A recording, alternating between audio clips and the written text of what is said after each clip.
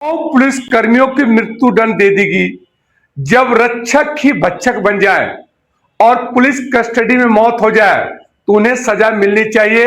यह मेरा कहना नहीं है, ये मदुरई कोर्ट का कहना है। जो तमिलनाडु कोर्ट का एक बेंच है उसने 9 पुलिस कर्मियों को मृत्यु दंड दे दिया। अब ये पूरी घटना क्या है इसको मैं आपको समझाता हूं कि आखिर मृत्यु दंड 10 थे, 9 को क्यों मिला और इसका पूरा वजह क्या है।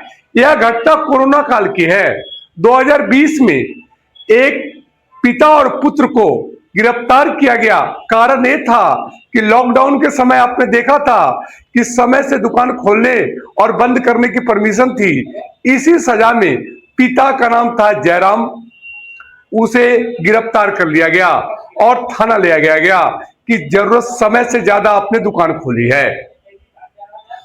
और उसके बाद उसका लड़का उस थाने में गया और बाप की पिटाई देखते हुए उससे भी कुछ तू मैं हुआ और नतीजा बेटा जो बेरिक्स था उसको भी गिरफ्तार कर लिया गया और दोनों की कहा जा रहा जम की पिटाई की गई और अगला दिन उसे न्यायिक हिरासत में पेश किया गया। लेकिन जो पिटाई हुई थी उससे उसके ब्लड रुकना बंद नहीं हुआ। अंततः गिरफ्तारी के 3-4 दिन बाद ही बाप बेटे की मृत्यु हो गई। अब इसकी जांच सीबीआई को दी गई। सीबीआई ने अपने रिपोर्ट में साफ कहा कि इसमें ऐसी कोई बात नहीं थी कि समय से ज्यादा दुकान खुली थी। तो इसके पीछे एक कहानी बताई गई कि उसके दुकान के आसपास ही मजदूरों के साथ पुलिसकर्मी कुछ गलत कर रहे थे। एक सोशल मैन बनकर, सामाजिक मैन बनकर बीच बचाव कर किया था। किसने? जयराम ने।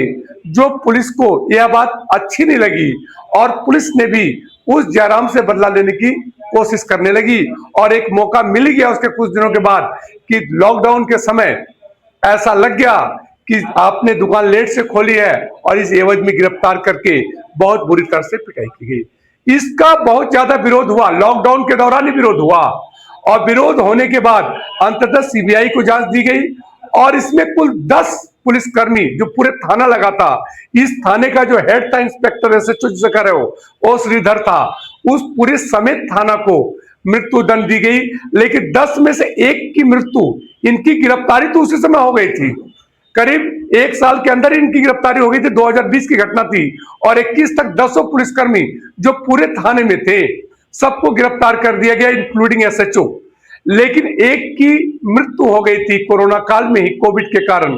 तो 9 बच गए और 9 को मदुरई बेंच ने मृत्यु दंड दिया और साथ में 1,40,00,000 का जुर्माना भी लगाया और साथ में यह भी कहा कि अगर पुलिस कर्मियों के पास इतनी संपत्ति नहीं दे पाएंगे पैसा, इनकी संपत्ति को बेचकर उस परिवार को 1,40,00,000 भी देना पड़ेगा।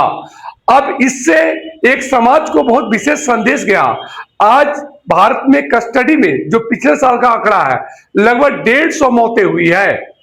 कम से कम भविष्य में इस पर एक रोक लगेगी क्योंकि एक बहुत ही अच्छा और स्वागत योग्य डिसीजन है, क्योंकि ऐसी खबरें बार बार आती है कि पुलिस थाने में पिटाई भी कर देती है जबकि पुलिस को थाने में पीटने का कोई अधिकार नहीं है।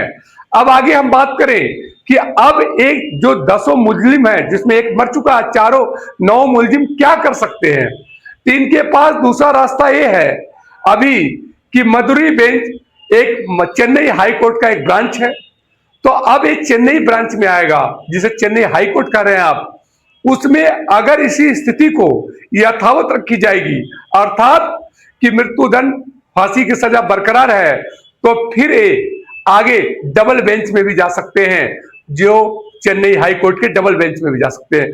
अगर वहां भी मृत्यु को इसी तरह रखा गया तो फिर सुप्रीम कोर्ट भी जा सकते हैं। सुप्रीम कोर्ट की सुनवाई के बाद भी अगर मृत्यु दंड को बरकरार रखा गया तो रिव्यू पिटीशन भी डाल सकते हैं और रिव्यू पिटीशन पे भी बरकरार रहने पर अंतिम में राष्ट्रपति के पास भी अपनी क्षमा याचिका लेके जा सकते हैं।